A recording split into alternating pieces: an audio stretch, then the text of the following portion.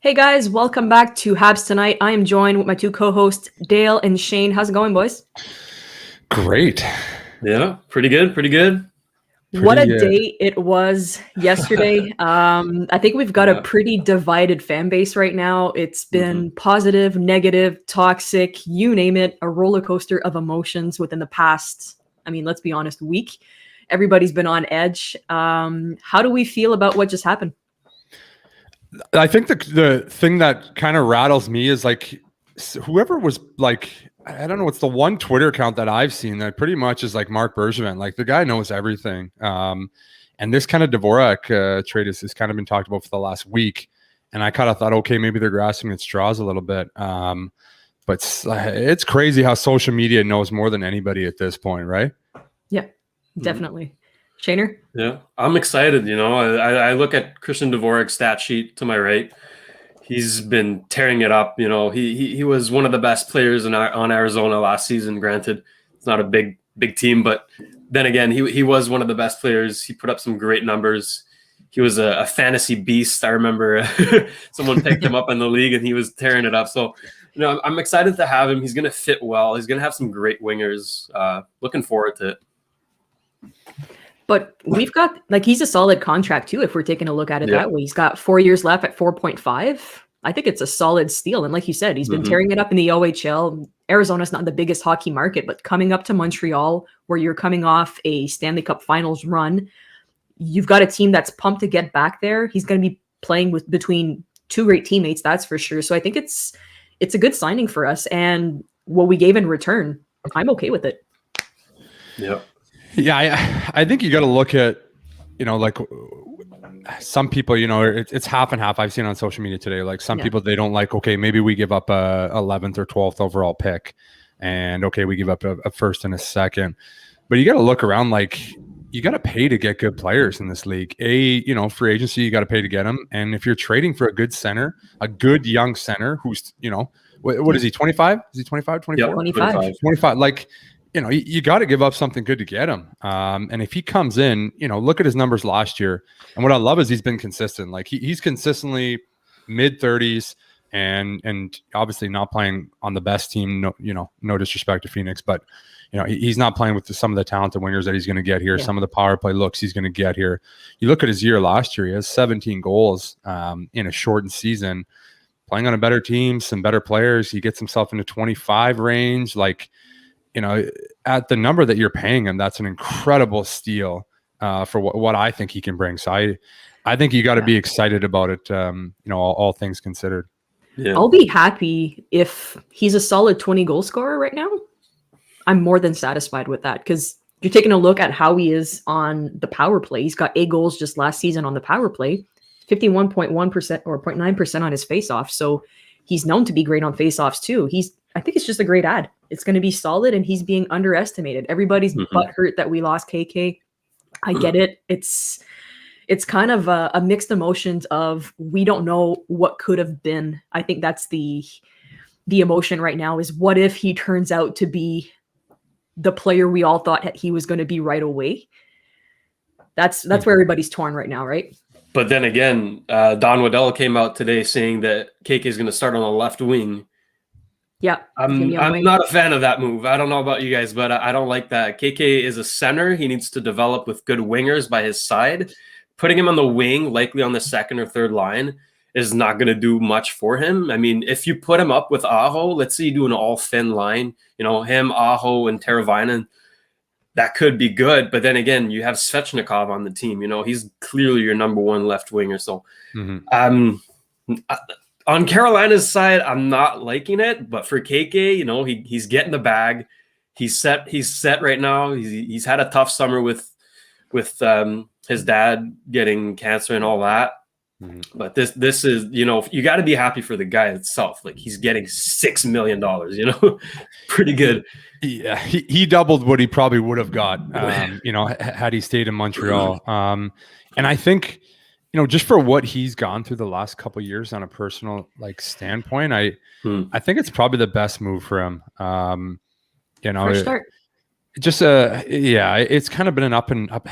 I think from the start they made a mistake. He should have went back to Europe and played, or he shouldn't have played in the NHL when he did. But that's a story for another day that we can talk about. But I agree with you, Shayne. I don't know if being on the wing is the best for him, but you got to figure they had this conversation before they signed the offer sheet. You got to figure, his agent and him, and they're having some conversations about, okay, this is where I see you fitting.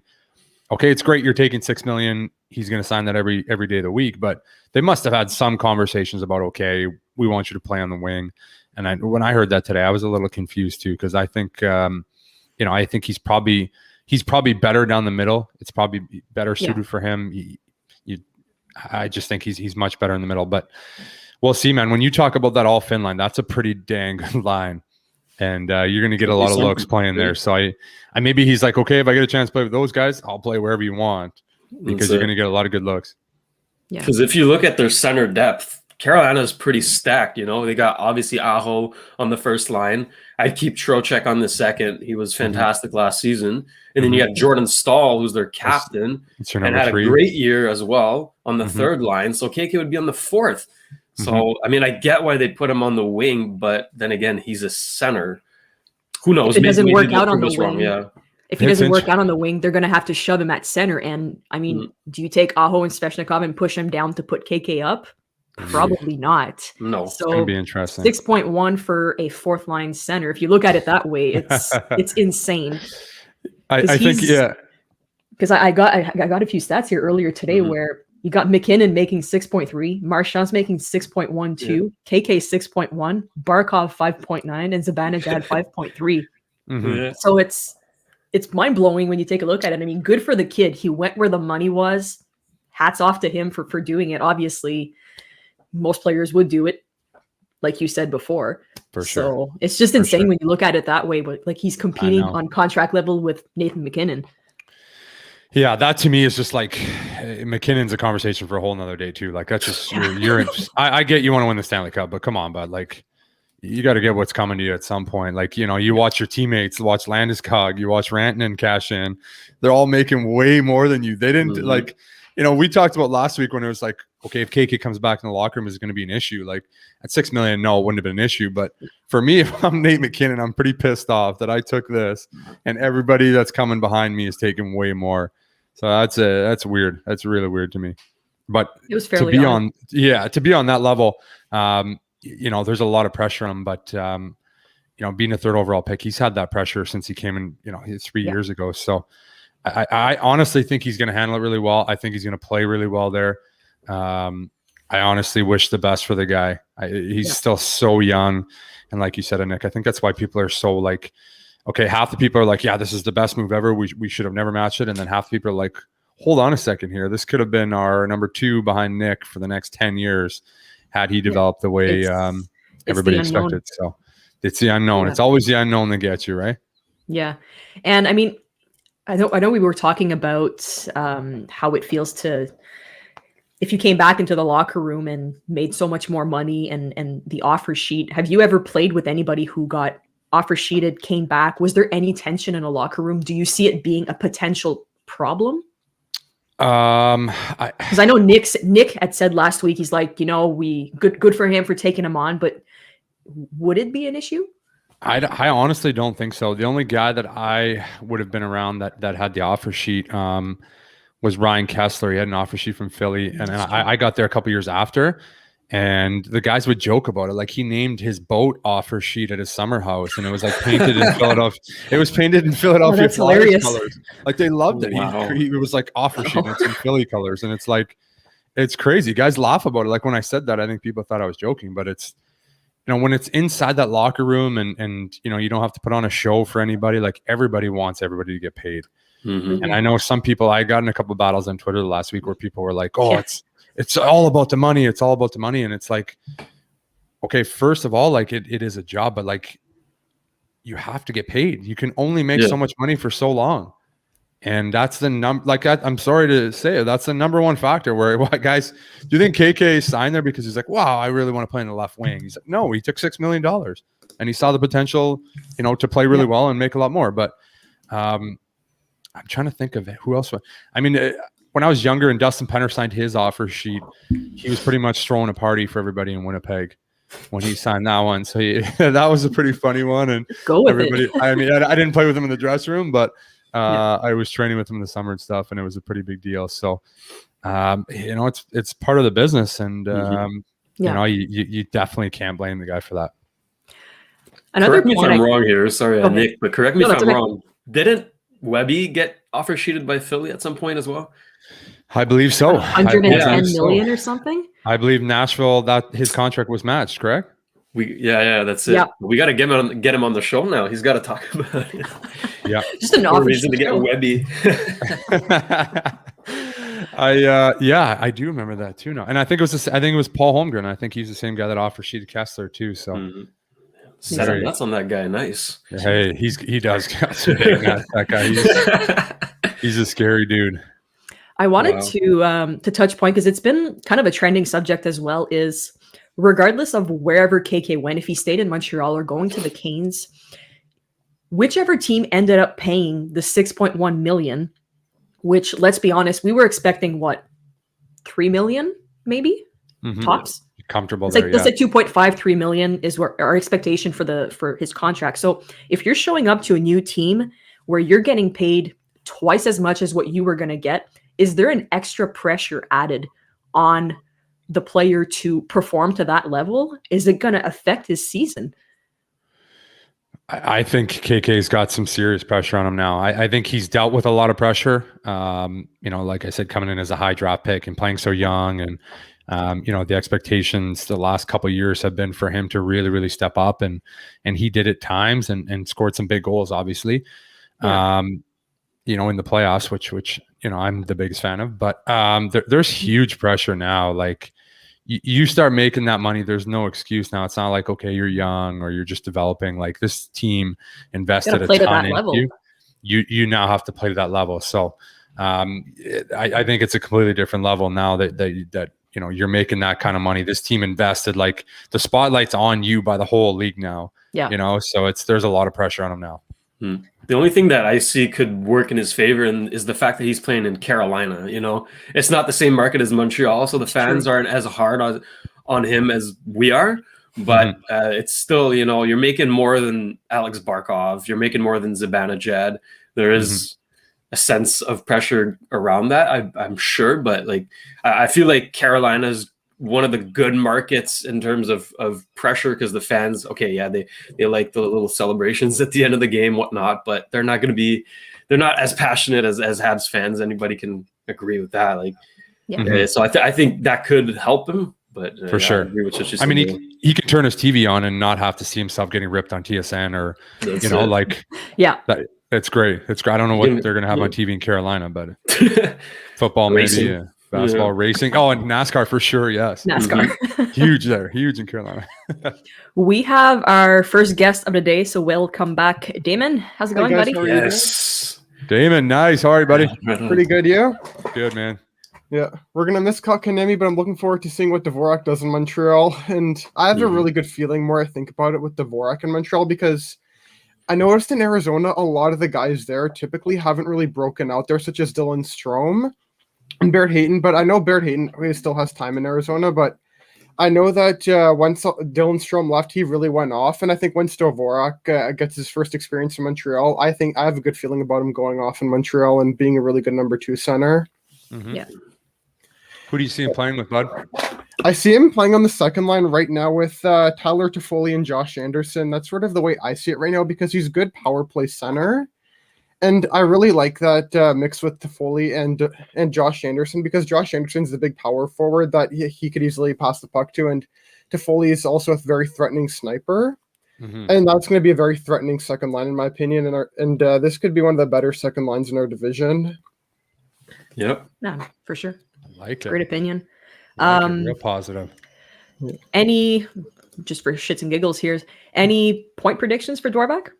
For Dvorak, my point prediction right now, I think the first year, depending on health and all that, I think right now, I think maybe about 30 plus points if he's healthy and if he gets a good amount of ice time, I'd say. But Yeah, there's going to be a lot of variables this season because we haven't had a full normal year since 2018-19. It might take some adjusting, I think, for the players to get back to the full normalcy of their seasons. So, yeah, but I think that Dvorak is going to be one of the guys to embrace the pressure. But of course, we know if shootout goals counted as points, he'd have at least 50 extra points. He's so nasty in shootouts. I was watching some of the highlights that Montreal posted yesterday of just. I find if we compare him to KK, he seems to be shooting a lot more, which is what we've been, I guess, waiting on. KK is he's got a killer shot. Dale, you've said it so many times. Once he realizes that the type of shot he has, he's going to be killer. So I think Dvorak is more of a, like you said, consistency, shooting more, and he just looks a little bit more active, like on plays. I don't know, just from what I saw on a few highlights. I agree with you on that. Like also in Arizona, he was also relied upon more, and he got much more of the spotlight. And the way that I'm pretty sure their GM, I don't remember the first name, but I know it's an Armstrong. I don't know if it's Doug Armstrong or Jim Armstrong, but I do know one of their GM said he wants to do an Ottawa style rebuild where they sort of just tear up from the ground, and that's why I'm pretty sure they've of course got rid of Dvorak because they're getting our first and second, and And I do think that he will really thrive in Montreal under our system with Ducharme, especially younger coach. Yeah, I can't wait to see what Burrows is going to do as well on the power play, and adding him as well could be useful. Yeah. He plays bumper, right? Dvorak is usually on the bumper, so like he's only 6 foot tall, but like apparently from everyone that knows him around the Yotes organization, they're all like, yeah, he plays bigger than he is. You know, he's front of the net. He can get the shot too. Like he's very he's all over the place, and he plays PK too. So very interesting player. Yeah, good face-off man too. Another good face-off man, which would be huge. Yeah. Just imagine a power play unit with both Dvorak and Gallagher on it. Oh, that would piss off so many goalies. Oh boy. Yeah, that's the one thing we need to do. Use our grit to win games next year. Absolutely. Yeah. Very true. Yeah. Thank you for calling in, Damon. Much appreciated. Great to see you. Good seeing you, buddy. Enjoy the long weekend, buddy. Thank you. You too, guys. Have a nice weekend, and go Habs go. Yes, sir. Take care, buddy. You too. Sounds good. See ya. If anybody else wants to come on the show, send us an email live@habstonight.com. We want to hear your opinions on everything that happened yesterday. If you guys are on board, off board, why, and let's talk about it. So I got a question for you guys and for the comment section as well here. When we saw the offer sheet initially, we're like, okay, this is clearly a jab at the Aho thing, and you know, it's just trolling Montreal and all that, trying to make us overpay for KK and whatnot. But now they actually got him. You know, they have to pay him. Do you guys think it was actually a troll, or they were actually going for KK? They actually think KK is worth $6 million. Dale, I'll let you go. Yeah, good question, buddy. When you see Waddell talk about how he tried to trade for him before, you know, obviously it's a little bit of a troll job. I like I said last week, I honestly think their owner was kind of like putting a stamp on it, like, you know, we're not going to be pushed around anymore. We have the money. We're going to spend it. Yeah. And I honestly think it's partially Waddell truly believes in him. He was trying to trade for him. They wanted to put an offer that they felt was solid enough that they could actually steal him and take him. And you know, they probably feel they overpaid a little bit, I'm sure. But if that's what it took to get yourself a center, and again, like if he comes in and rips it up and scores 20 goals, you know, and has 45 points, like I don't think anybody's arguing, you know, $6 million. Okay. But he's 21 years old. Like I just think, again, I'm a big KK believer, and I honestly think I think he's gonna have a big year. I think he's gonna score some goals, and you know, but I think it's gonna, in my eyes, I think both players are gonna have big years, and you know, Dvorak's gonna be unreal in Montreal. People are gonna love him. He's gonna love playing there. KK's gonna have a good year, and you'd be like, okay, both teams won. I truly believe that's what's gonna happen. Yeah, the only way I guess that would change anything down the line is if he does have, I guess, an off season do you keep him in the long run or do you flip him and try to trade him somewhere else? I'm talking about KK here, like Carolina wise, because he's, like you said, he's got tons of pressure. So let's say he doesn't perform to that 6.1 million, has the same type of year he had this year. Do you say, well, you know what, we'll give him another shot, kind of like Montreal's been doing, or you just flip him back and you end up losing? And yeah, very good point. I don't know. I think they're all in and they're hoping he has a big year and it doesn't come to that, and they can have sign an extension with a lower AAV and a little longer term, and hopefully it works out for them. It's going to be really interesting. It's great. This is perfect content for our show. So I'm glad stuff like this happens, so we can actually have good things to talk about. And thank you, Brady. It's beautiful. And we have it divided. And let's talk about Berge for a second here. One of my favorite guys to talk about. How about the fact that, he announces this and then he announces the trade right away? Like, is his ego so big that he couldn't get over the fact that he lost and he couldn't keep KK, and he just had to have another move up his sleeve? Like, what do you guys think? I think he handled it well. I think that's the only way you can do it. You fight fire with fire. The Canes have been taking the spotlight for the past week, and Berge is like, get out of my way. My time to shine. I'm going to make this trade. How about that? Have fun paying him $6 million. I got myself a nice little second line in the center here. So I think he did well. He didn't have a press conference, did he? I don't think so. I think it's It's tomorrow only at a matter. 1. Okay. I was going to say it's only a matter of time before he gets on. Because he should have one. That's going to be interesting. He needs to. From my point of view too, I mean, I completely agree what you guys are saying, but I also think it was very smart of him to turn around and say, I know we're not going to match this. Can we afford to do it, first of all? Or can we be smart, flip him right away and replace the hole in the middle that we're missing right now? Like, I mean, the picks are great and stuff, but that's going to be in the long run. You need a fixer-upper right now. Right. Because if not, it's, And if you like, who else are you going to get out there? Like, I was looking around and I thought, okay, Dvorak makes sense. When all the rumors came out last week, I was like, okay, this makes sense. Yeah, there was Hurdle that was rumored as well.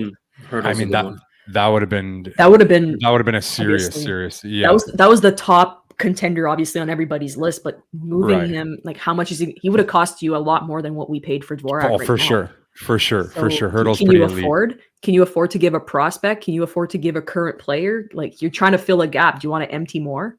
Right. And when you look at the state of Montreal right now, like, they're not a rebuilding team. So you have to get a guy that can play, and he's good right now. And I think if you're saying, did we make our team better today?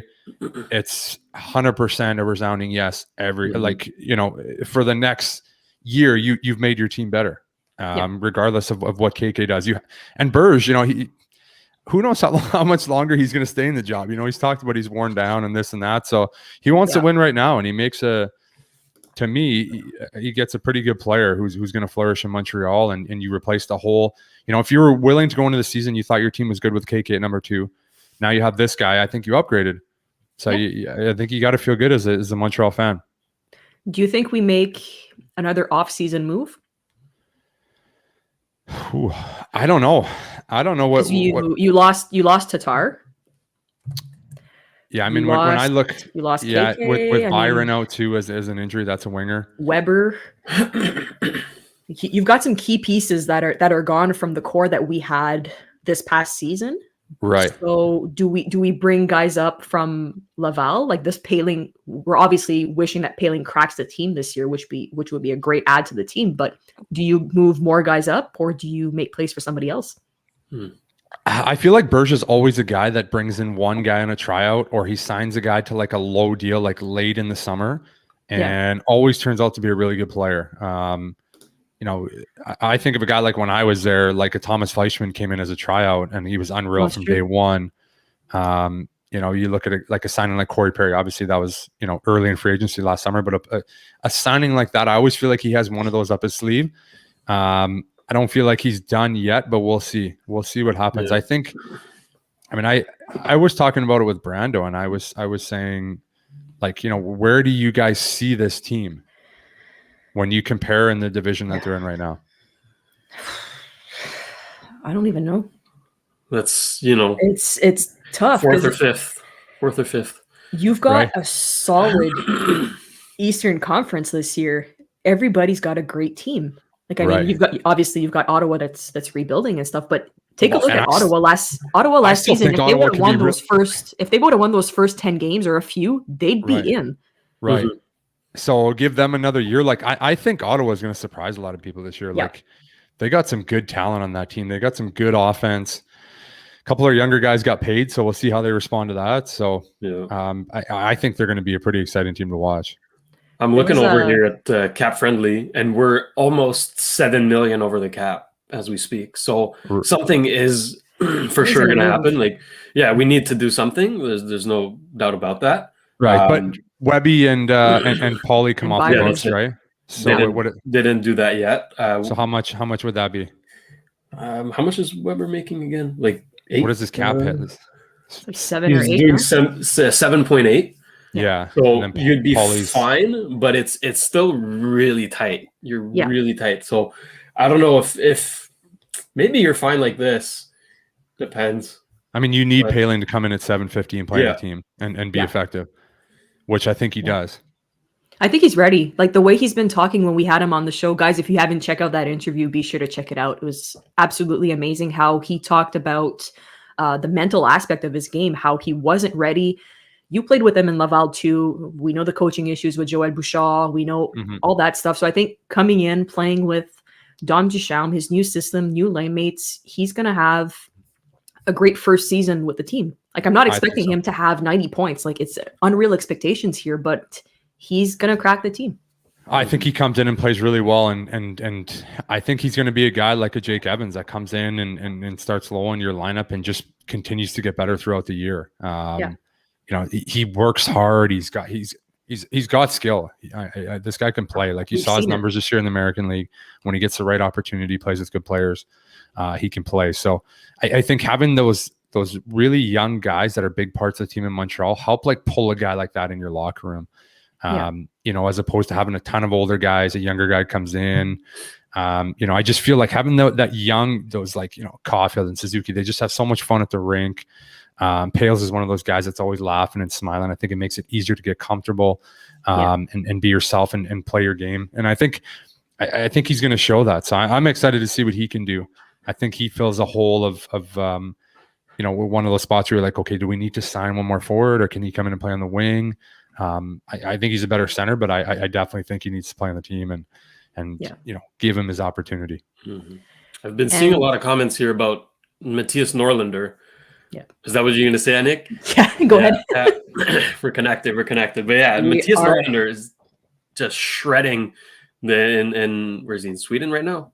He's playing in Sweden, right? I believe so. Yeah. You haven't played against him yet, eh? I haven't played him yet. I can't give a full scouting report yet. There you go. But I know he just played his last game. He's on his way to Montreal right now for the rookie camp, I believe. So is he someone that could potentially, you know, make the lineup?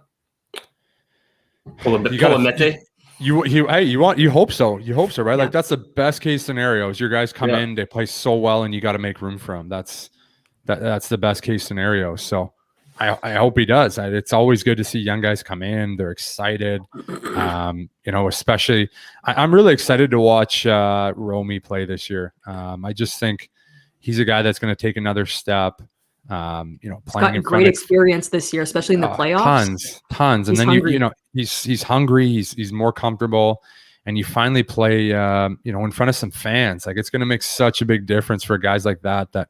You know, you played the whole year, your whole rookie year without fans. I feel terrible for those guys. So just to experience the NHL, like you've been saying, all the young guys like Cole and I mean, Nick got to experience at least half of it, but just experience it with the boys and just like you make it sound like it was just amazing, you know. I just want the guys to get the best. The best. Like, you know, you go on road trips and you're in California, you got a day off, and you go, like, you know, hang out with the guys at the beach, and then go to a nice restaurant. Like, just all the things that make playing in the NHL the special thing that it is. And I'm excited for guys to get to enjoy that, because they've been robbed. It's not the same. It's not even close. With the run they had, they've earned it. Absolutely, they've earned it. Absolutely. And speaking of that, I've been interested. I'm interested to see how the injuries go this year. When you play that long, and I know I've asked every guy that came on about it, you know, how their body feels, how was training been adjusted as opposed to other years. So it's going to be interesting to see how healthy this team can stay. I think they got some good extra bodies that can come in and play. And I like some of the depth forwards, like a Paquette or a Perreault, guys that if your higher guys get injured, they can come up and do some spot duty for a couple of weeks. I think those are two guys I know I haven't talked a lot about, but I think those are great signings. Veteran guys that can play. So I'm excited to see what those guys can do too. Especially being French Canadian, you're coming back home and you're playing for the team you've cheered for your whole life. It's got to be an honor as somebody who's from Quebec to go play for your dream team and light it up. So it's what, a 1-year contract or whatever they got, but just the feeling of playing for Montreal and tearing it up your first year. I mean, they're going to be hungry, kind of like Corey Perry when he got there. Yeah, it's like, I cheered for Montreal my whole life. I'm here. Have fun. I think it's got to be so cool. And we touched on a little bit like Savard coming home too, and obviously taking a discount to play there. So I think he's going to be a huge addition on defense. Yeah. I mean, you can't replace Weber, that's for sure, but he's got the experience at least to. Right. He's another big body. Like, he's hard to play against him, Edmondson, Sherrod. Like, these are big bodies that you do not want to go in the corner with every night. So I think he's going to fit in really, really well. I wanted to touch on a few comments here of, do we see Drouin coming at center? Because he told Burge, I'd be ready to do it. Do you think they ask him to do it? And would it work? I did see that. Shayne, go ahead, buddy. You go first. Yeah, no, I don't think so. I think he's staying on the wing there. If we didn't go out and get Dvorak, maybe. But I like Drouin on the wing too much. And with the centers you have, like Suzuki, Dvorak, Poehling, Evans, Paquette, you got 5 right there. It's too many. So what's the point of putting Drouin on center? I don't see it, but anything's possible, could happen. I'm in the same boat as you. I think he's played really well with Suzuki the last 2 chances they've had together. I'd like to see what they can do together. They had chemistry for sure. They have chemistry together, and I think they both enjoy playing together. I think Drew needs a center like Nick, like a guy that can really, really think the game on his level, and I think that would be best for him. So I don't think he's a center, like you said. I think they got too many centers, and they need him. They need him to score. I'm interested to see how he comes back. I'm just I'm glad that he's healthy, he's back playing, he's happy, and I'm hoping we get a really recharged Drew that can come out and drive the offense for us, right? I think that's the thing too, is that if we put him at center, we've already got such high expectations of our centers to perform, to give 110% every night, and Drouin's just coming back. Do we really want to put that type of pressure on him to, you need to play center, you need to be like this, you need to do this? Like, he's already trying to just come back and be the type of player we all know that he is. So I just think it's an added pressure to him of performing. You already know the fans are going to shit on him regardless of what he does. It's doubt. Montreal. It's Jonathan Drouin. You either hate him or love him in this fan base. So in my opinion, it's a pointless pressure to put on the kid. Put him back on the wing. Like you said, with Suzuki, they have chemistry. Give him the chance to make some plays, get some points, and hopefully he lights up the red light a few times. And some consistent time with Dom. Obviously, when I was there with him, like, he just spoke so highly of Dom all the time. He's like, oh, I wish Dom would be, well, you got your wish, buddy. He's the head coach now. So, I honestly think that's going to be an advantage for him. Yeah. They obviously know each other, and I think he's going to come back and play really, really well. For sure. We have a Habs Tonight legend in the green room. His name is Drew Deeks. Perfect. Ooh. There he is, the legend himself. Ladies, gentlemen. Deeks, how are you, buddy? The Habs Tonight legend stuff. I can't keep up here, guys. I gotta stop. I'm just pumping your tires here. Oh, well. What's going on, bud? But yeah, it's been a while, Weezer. What's Sweden treating you well over there, brother? What's going on? She's going, bud. She's going. I can hear it. Okay. Yeah, pretty sure I sprained my MCL first shift last game, so I think that's going to put me out a couple of weeks. But Adversity builds character, buddy. Nothing. Nothing I heard. I haven't been through. So I heard from another Weiss brother that you might have gotten into a little fight. I did. I got into my first fight with your gloves on. With no my suspension. gloves on. It was my first fight here. The first fight I've ever had with my gloves on, because you can't fight with your gloves off here. I remember that. And then wow, it's a 3-game suspension, right? Yeah. So it's. I mean, I talked about it at length. I won't get into it too much, but man, there's just some different rules here, and there's a lot of clutching and grabbing and slashing because there's no fighting, there's no accountability, and I got buried from behind twice, and then we lost, and this guy two-handed me in the back of the legs like as hard as he could, and I turned around and I grabbed him and I just started feeding this guy, and I was like, okay, like I grabbed him like we were fighting, like with my gloves on though, and I started tagging him, and I'm like, hey, the refs are gonna jump in here, right?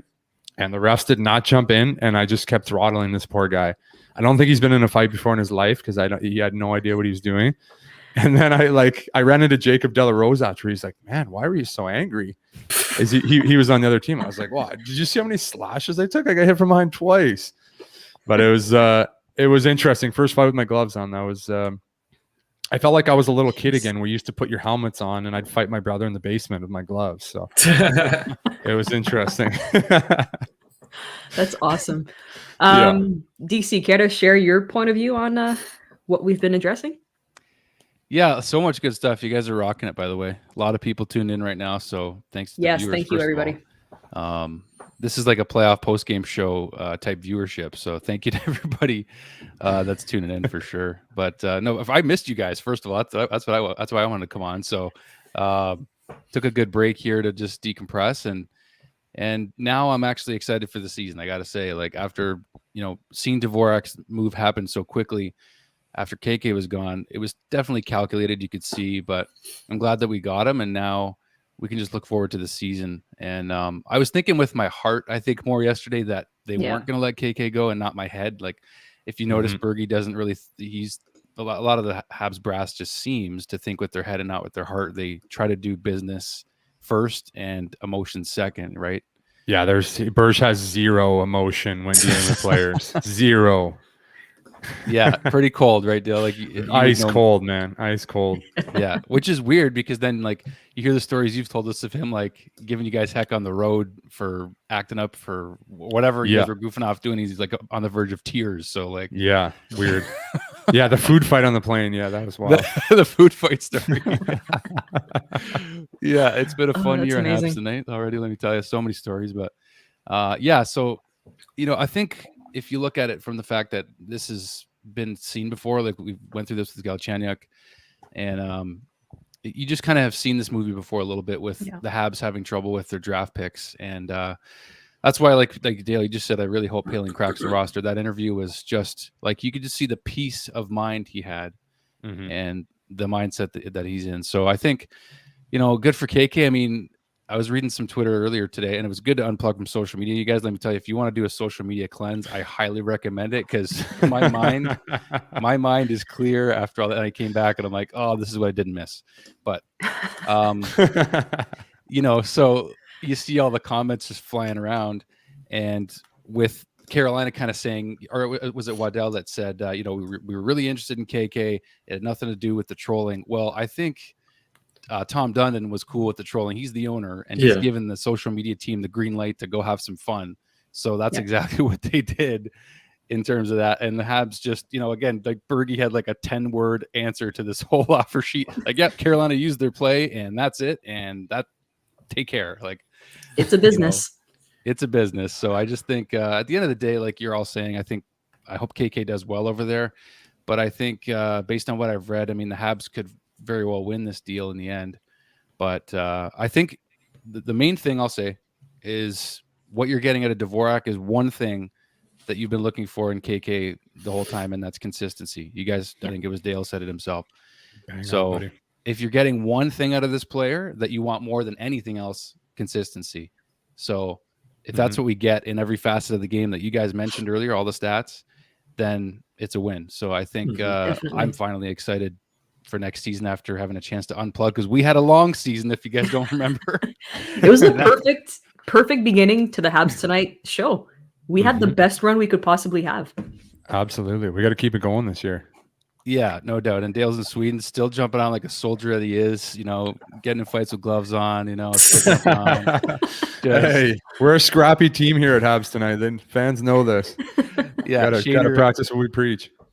I want to ask, since DC started this a few weeks ago and it's trending in the comments right now, just to address what you guys think of, are we getting Jack Eichel? It seems to be a trending subject. Let's clip this afterwards. What do you guys think? I just want to, the first thing I just had to get on and say is that Eric Engel is tweeting he was coming to Montreal on the airplane and then having it shoved in his face that it was BioSteel camp. Oh, I loved it. That just made my day. When did that happen? He was, I don't know. I saw it on Twitter, man. Just too many guys trying to be insiders and get ahead of things. Like, it's just, come on, man. I don't know if he's waiting in the airport for guys or he's paying guys at the baggage claim or how he's getting these tips, but it's ridiculous, man. It's crazy.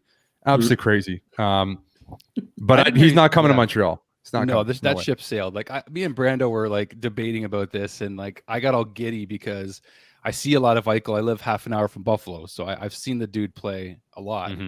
So the opportunity to get a guy like him in Montreal was like, I was excited, but it was never going to happen at the end of the day, I don't think. But just the idea of it being a possibility, Pat Brisson is buddies with Bergevin, and he, is Eichel's new agent, blah blah blah. But $10 million, and we got a guy for $4.5 million. I don't know that superstar centers have ever really been a thing for Montreal. Like I'm talking like other than like the legends, like who else have we ever really had? And we still have, a pretty good repertoire of championships. But I know that's all in the past. But I just don't think that that's something the Canadiens want to entertain. And I'm glad we didn't do it. But it was fun it's just fun to talk about. That's all it is. Hey, it's just popcorn. It's great content, man. We need that stuff. We need all that. it is. Keeps things going. He's a great, like he's an elite player when he's healthy. But like how healthy is he? When's his surgery coming? How bad is it? There's just way too many unknowns. Way too many. And before we went and got Dvorak, I mean, there might have been a slight chance that we could have went for Eichel, but now with Dvorak, I don't see it. You don't put Dvorak on the third. You don't put Suzuki on the second. Like, no, it's not happening. He's not coming. It was a pipe dream at the end of the day. Like it's just like, okay. It really was. Yeah, like with Webb's, like this is all because Shea Weber might have his career ended. Okay, so like that's not a good reason to bring in a $10 million center. Like, let's respect the Hall of Famer first. He's our captain still. Like, yes, but of course. Well said. I'm not gonna lie. You guys saw the group chat. I'm not lying to you. Like I was excited about the idea of it for a while, and then Brando comes in with his Habs logic that he is so blessed with. and shout out to Brando and Dale for hosting all these interviews. Like, you guys have been killing it. The chemistry's been off the charts with you too. So appreciate that, boy. The boys make it easy. It's the boys are opening up and telling some good stories, so they make it easy. And Deeksy, I will tell you, as we are live and we got a lot of viewers here, that Cole has finally confirmed that he's in. We had some network issues, but he's in, so we're going to set a time up for that one. So your boy, that's awesome. Cole Caufield will be on the show. Lecky has confirmed. We're going to get Lecky on. Lex City. Lex City will be on the next little bit, and we'll keep pumping those out whenever we can find some good times. So I think Lecky's still on European time, so that makes it easier for me. That's perfect. Very nice. Fans are going to be happy. I mean, Twitter was insane for us to get Cole and KK for sure, but Cole's going to be great. Yeah, can't wait to hear his stories. Hey, we'll see if we can get KK on too. We'll he's a pretty open kid, so I'm pretty sure he'll come on for a quick little interview. I'm hoping, and I know I reached out to Phil too. Phil Deneau was a guy I really wanted to get on. He said he's not doing interviews at this point. He just kind of wants to lay low, have his fresh start in LA, and kind of go from there, which I totally respect. So maybe at a later time we'll get him on and talk about his Montreal experience and everything. So we still got some good year in LA for sure. I will be saluting him next summer type of thing. Yeah, for sure. I'll be saluting him in the crowd with a pizza in my hand next time he's at the Your $10 pizza slice? My $10 just sauce it all over everybody. We'll make sure to back up if we're around you. You're gonna want an extra social distance around me. Okay, no. Sure. I'll let you guys carry that's on. hilarious. But no, that's awesome about Cole confirming. That's great news for the fans. At the end of the day, I'm facilitating an interview with you guys, and it's about our guests and not us. So we're letting them be the star. But of course it'll be fun to chat with them. So I didn't shut up about him for a good while there. Love it. But For good reason. amazing. For good Good reason. catch up. Deeks, let's do a hot take right now. Stat wise, what do you think Cole puts up next year? oh, geez. Completely healthy. He plays 82 games. You know what? Like, I just want him to get 20 and I'll be happy. Like, if he can get 20 this year, and I think it's very, very doable. I mean, I think I'm really excited to see Drouin come back, because potentially Suzuki, Drouin, Caufield would just be such a fun line. I wanted to see that before Drouin, had to step away. But in terms of Cole, like, if he gets 25, I think I'm ecstatic, but 20 would be the benchmark for me. And you know what? The kid's a playmaker too. I think that was the other thing. Like, you saw the kid can pass the puck too, right? And so that would be like, if the kid puts up 50 or 50 is probably it's not out of reach. I mean, but On that line, I don't think it is. I think Nick is going to That's smash doable. 50 points. So if he's riding shotgun with him, Absolutely he will. power play. yeah, I don't and think- I'm really looking forward to the Habs power play, adding Hoffman, adding Dvorak in. I mean, Man, you got some good options. You got Bringing two Drew back. legit options, man. That's a good problem to have. yeah, and I it is exactly, because we didn't have enough options. We needed more scoring, and not having Tatar to use in the playoffs. KK being a scratch, Drouin out. You're getting Drouin back. You're getting Dvorak in here on the PP. You got Hoffman coming in. Like, you have all these guys that you want to use in the regular season, and then in the playoffs. Like, the fact that we couldn't use Tatar, KK in the playoffs, and Drouin, like, that was a big loss. That's why we couldn't Big part of your score. team. We needed that. Don't forget, we still have guys like, we got Toffoli, we've got Anderson, we've got a Yeah. solid team. Valley, Armia, like Lex. I think No I think excuses. you forget about some of those guys, because you finally have some, like, some elite young studs that can put up some big numbers. So you kind of forget about the surrounding core. So it's gonna be interesting. They get their Definitely. time to shine in the playoffs, but but like you said, who knows what Bergey's going to do, if he's going to throw another depth piece. But I like where we're at, and I honestly, if we don't make another move and we stay healthy, I'm content. There's potential. There's potential here, at least for a fun season. So, but yeah, I'll say for Cole, 25 is 25 is absolutely, like, beyond expectations for me. I think 20 in his first rookie season, he has a chance to still win the Calder. Am I saying the trophy right for the rookie of the year? Yeah. You're okay. bang on. I screwed up, like, the AHL. I screwed up so many trophies and awards at one point. So just wanted to be clear. No worries, man. But good stuff, Dale. It's good news. The fans will love to hear from Cole, and you guys have been killing it. I'm just glad to be a part of it with you guys. So Absolutely, buddy. I'll sign off. But thanks to the fans too, and great to see you guys as well. I love you, and great to catch Thanks up. for with you hopping guys. on, buddy. Appreciate it. My pleasure, Thanks, buddy. Take care, guys. Take care, Drew. Yeah. Another quick thing before we actually log off here, because we're almost at an hour. Another trending subject would be Brady Tkachuk, since his deal still hasn't been signed. There's been comments of frustration between his agent himself and the organization of not getting enough. Tons of people have been grasping at straws and saying, should we offer sheet him and go get back the pick that we should have taken in the first place? I want to get you guys' take on, should we offer sheet Brady Tkachuk? What do you think? Well, I'm looking at Cap Friendly here, and Ottawa is the lowest on the list. They literally have the most money to give. So whatever you throw at Brady, they're going to match.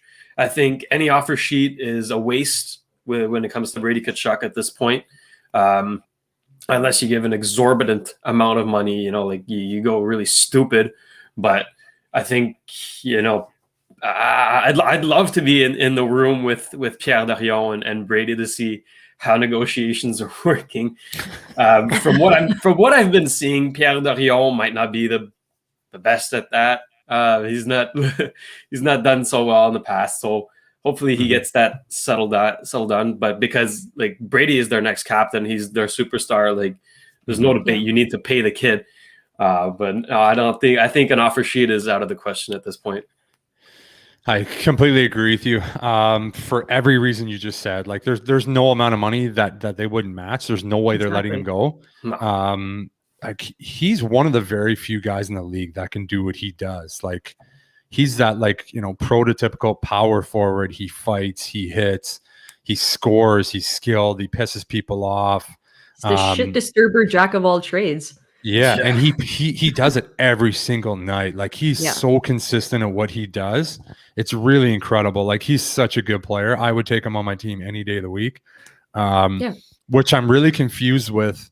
Like I don't know where the sticking point is for Ottawa. Like whatever he wants, it's like okay, sure. Just give like, it to him. You're going to get an elite superstar to stay in Ottawa, which you haven't been able to. You lost so many in the last like 7-8 years because you didn't want to pay them. They left. Like you didn't learn your lesson. Like I don't get it. Like especially with this guy, whatever he wants, you pay him. Like you have a really good young core there. You're developing a good team. You're finally like inching back to being relevant again when you've been an absolute joke. You couldn't even fill the stands. Like, oh man, it fires me up. Like I don't understand situations like that. He's proven it too. It's not like you're like, ooh, you know, maybe he's gonna like falter off. Like there's no possible way he's one of those guys that you pay him and he's just gonna like slouch. Like he doesn't have that in his DNA. You can see the way he plays. Yeah. Watch his brother, watch the way his dad played. Like it's a family thing. They don't have it in their DNA. They probably fight at home. Like mini six, they probably fight each other when they're younger. Like it's just not in their DNA. There's just no way. So I don't know what they're waiting for there. Remains to be seen, I guess. Yeah. Will there be another offer sheet, you think, guys? Like, because a lot of people have been saying, like, Pettersson, the contract negotiations with Vancouver are not going so well. Could a team take a jab at him? I think he'd be a guy that I would be swinging for sure if you have the space somewhere. If you can find the space. I mean, that's the key thing here is space. Yeah. He fits in anywhere, right? Like any team. Like you can find a way for him to fit in your team. So I don't know what the issue is there too. There's a lot of like, I wouldn't even say that Benning is an old school GM, but like, you know, maybe he's made some questionable moves in the past few years. Let's be honest. There's been some really, really bad Tyler signings. Toffoli being one of them. I mean, he didn't want to play Toffoli, you know, 4.5, but he was willing to give Jay Beagle, Anton Roussel $3 million, paid Louis Eriksson $6 million for 6 years. Like, and now they're gone. Come on. I just don't understand some of these guys. Like, you don't want to pay your good young players when they've shown you. Like, I'm completely on the side of like, get ahead of it, give them a long-term deal when they're young, so you're keeping them at a lower cap rate. That's how I would be handling Suzuki right now. I would be pushing to get a long-term deal at a low AAV because it's going to cost you. Get that signed right away. That's a priority. Period. That's going to be an interesting one for me because Berge does not like to pay his own players. He would rather trade for guys that are making money or trade for guys and sign them right away. Like he doesn't want to pay his own players. That's kind of been that's a reoccurring thing that's happened a lot. I don't get it. But it's unfortunate. It is what it is, I guess. What? Sorry? Is that me? Yeah, you were about to say something. I think maybe I was reading all the comments here from the guys. Again, I just want to say thanks to all the fans that are tuning in here. This has been awesome. Like so many comments. Everybody's active. This is beautiful. Yeah, we're about up to an hour here, so we won't keep you too long. It's 8 p.m. your time? Yeah, I got to get some icing on my knee and do a little bit of stretching, and go. And that'll be that for me. There we go. But thank you for hopping on with us. Thank you to the fans for hopping on. We just hit 11K this week for subscribers, so please make sure to subscribe to the channel. Everything's been on fire. Again, if you missed it, Dale said that we will have Cole Caufield on the show. Lecky is confirmed. Maybe more. Who knows? Who knows what we can do? I see one person was asking where you can buy merch here on the side, Mr. Grunt. Yes. I'm trying to find. The comments are moving so fast here. Yeah, we got lots. But merch is going to be right. God, I'm blind. Here we go. Yeah. There it is. Merch. HabsTonight.net. Get your merch. There's back to school stuff. We're soon going to be releasing some toques, some hats, sweatpants. All the winter stuff's going to be coming along here very fast. And we're going to be the go-to t-shirt channel. Whenever something happens on the ice, it's going to be shoved on the website and you Yes. can buy it. Don't worry about any of the bar stool or spit and chicklets. You come here for your Montreal stuff. Quality Support stuff. Habs Tonight. Yes. Quality. It is. So listen, thank you so much everybody for coming on. Thank you to everybody who called in. Thank you to Deeks for showing up. Dale, always a pleasure. Thank you for giving us some of your time. Hopefully the knee gets better soon. Absolutely, guys. I was happy to jump here. It's been a while before us three had one together, so I'm excited. I'm excited to see some of the interviews coming up again with everybody. Thank you guys for all the comments and the likes all the time and all the social media love that you give us. So be sure to subscribe and like all the videos. And, we're trying to produce the best content for you. We got plenty coming. Season's around the corner, so get excited.